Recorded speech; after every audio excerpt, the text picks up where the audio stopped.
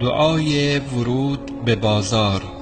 از عبدالله ابن عمر رضی الله عنهما روایت است که رسول الله صلی الله علیه و آله و سلم فرمودند: هر کس هنگام ورود به بازار این دعا را بگوید: لا اله الا الله وحده لا شريك له له الملك وله الحمد يحيي ويميت وهو حي لا يموت بيده الخير وهو على كل شيء قدير.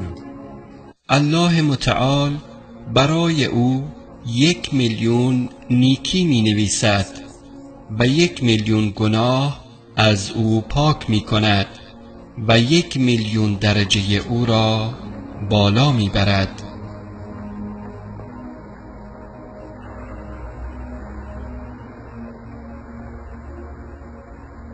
لا إله إلا الله وحده لا شريك له له الملك وله الحمد يحيي ويميت وهو حي لا يموت بيده الخير وهو على كل شيء قدير. بيده الخير وهو على كل شيء قدير.